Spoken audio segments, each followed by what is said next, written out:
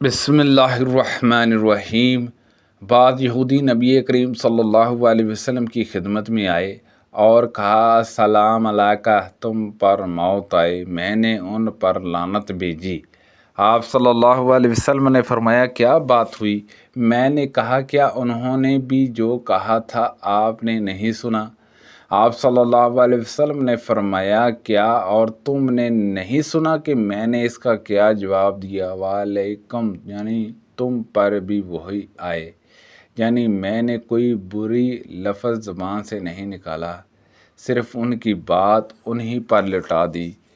رسول اللہ صلی اللہ علیہ وسلم نے روم کے بادشاہ کیسرے کو خط لکھا، جس میں آپ صلی اللہ علیہ وسلم نے یہ بھی لکھا تھا کہ اگر تم نے اسلام کی دعوت سے منہ موڑا تو اپنے گناہ کے ساتھ ان کاشتکاروں کا بھی گناہ تم پر پڑے گا جن پر تم حکمرانی کر رہے ہو۔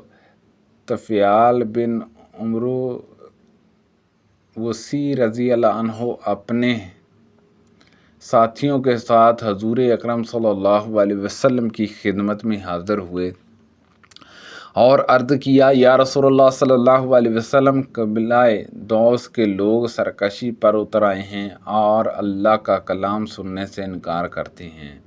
آپ صلی اللہ علیہ وسلم پر بددعا کیجیے۔ بعض صحابہ رضی اللہ عنہما نے کہا کہ اب دوس کے لوگ برباد ہو جائیں گے، لیکن آپ صلی اللہ علیہ وسلم نے فرمایا، اللہ دوس کے لوگوں کو ہدایت دے اور انہیں دار اسلام میں کھینچ لا۔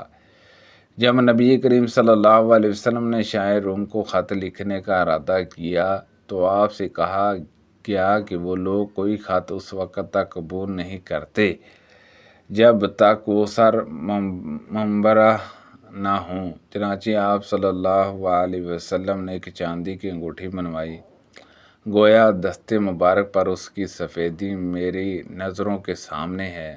اس انگوٹھی پر محمد رسول اللہ کدا ہوا تھا۔ رسول اللہ صلی اللہ علیہ وسلم نے اپنا خط کسریٰ کے پاس بھیجا۔ آپ صلی اللہ علیہ وسلم نے علیچی سے یہ فرمایا تھا کہ وہ آپ صلی اللہ علیہ وسلم کے خط کو بحرین کے گورنر کو دے دے۔ بحرین کا گورنر اسے کسریٰ کے دربار میں پہنچا دے گا۔ جب کسریٰ نے مکتوب مبارک پڑھا تو اسے اس نے پھاڑ ڈالا۔ مجھے یاد ہے کہ سعید بن مسیب نے بیان کیا کہ پھر نبی کریم صلی اللہ علیہ وسلم نے اس پر بددعا کی کہ وہ بھی پارا پارا ہو جائے، چنانچہ ایسا ہی ہوا۔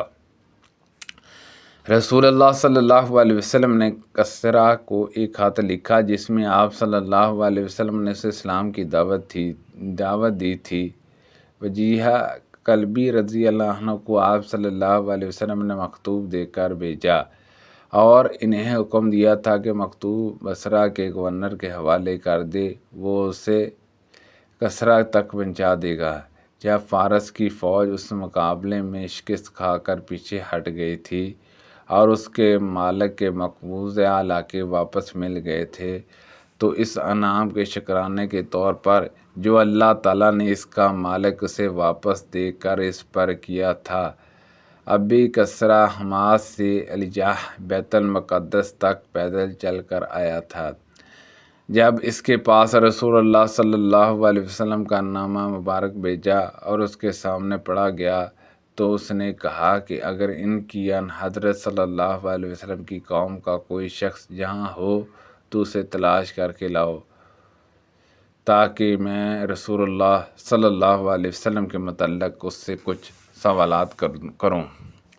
آپ صلی اللہ علیہ وسلم نے خیبر کی لڑائی کے دن فرمایا تھا کہ اسلامی جھنڈے میں ایک ایسے شخص کے ہاتھ میں دوں گا جس کے ذریعے اللہ تعالیٰ فتح عنایت فرمائے گا۔ اب سب اس انتظار میں تھے کہ دیکھیے جھنڈا کسے ملتا ہے۔ جب صبح ہوئی تو سب سرکردہ لوگ اسی امید میں رہے کہ کاش انہیں کوئی مل جائے، لیکن آن حضرت صلی اللہ علیہ وسلم نے دریافت فرمایا، علی کہاں ہے؟ عرض کیا گیا کہ وہ آنکھوں کے درد میں مبتلا ہے۔ آخر آپ صلی اللہ علیہ وسلم کے حکم سے انہیں بلایا گیا۔ آپ صلی اللہ علیہ وسلم نے اپنا لب دہن مبارک ان کی آنکھوں میں لگا دیا اور وہ فوراً ہی اچھے ہو گئے، جیسے پہلے کوئی تکلیف ہی نہ رہی ہو۔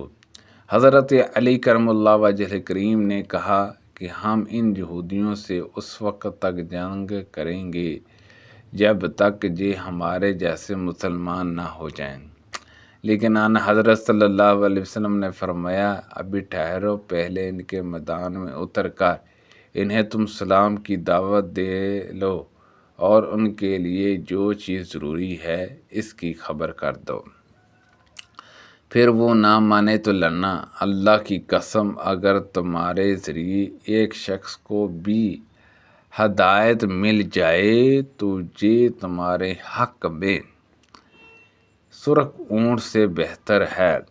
رسول اللہ صلی اللہ علیہ وسلم جب کسی قوم پر چڑھائی کرتے تو اس وقت تک کوئی اقدام نہ فرماتے جب تک صبح نہ ہو جاتی۔ جب صبح ہو جاتی اور اذان کی آواز سن لیتے تو رک جاتے، اور اگر اذان کی آواز سنائی نہ دیتی تو صبح ہونے کے بعد حملہ کرتے۔ چنانچہ خیبر میں بھی ہم رات میں پہنچے تھے۔ نبی کریم صلی اللہ علیہ وسلم ہمیں ساتھ لے کر ایک غزوہ کے لیے تشریف لے گئے۔ رسول کریم صلی اللہ علیہ وسلم رات میں خیبر تشریف لے گئے، اور آپ صلی اللہ علیہ وسلم کی عادت تھی کہ جب کسی قوم تک رات کے وقت پہنچتے تو صبح سے پہلے ان پر حملہ نہیں کرتے تھے۔ جب صبح ہوئی تو یہودی اپنے پھواڑے اور ٹوکرے لے کر باہر کھیتوں میں کام کرنے کے لیے نکلے۔ جب انہوں نے اسلامی لشکر کو دیکھا تو چیخ پڑے، محمد واللہ، محمد لشکر سمیت آ گئے۔ اس پر نبی کریم صلی اللہ علیہ وسلم نے فرمایا اللہ کی ذات سب سے بڑی ہے۔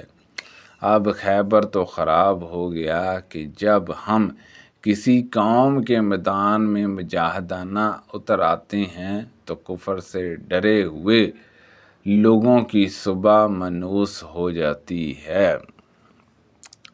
رسول کریم صلی اللہ علیہ وسلم نے فرمایا کہ مجھے حکم دیا گیا ہے کہ میں لوگوں سے اس وقت تک جنگ کرتا رہوں جہاں تک کہ اس کا اقرار کر لیں کہ اللہ کے سوا اور کوئی معبود نہیں۔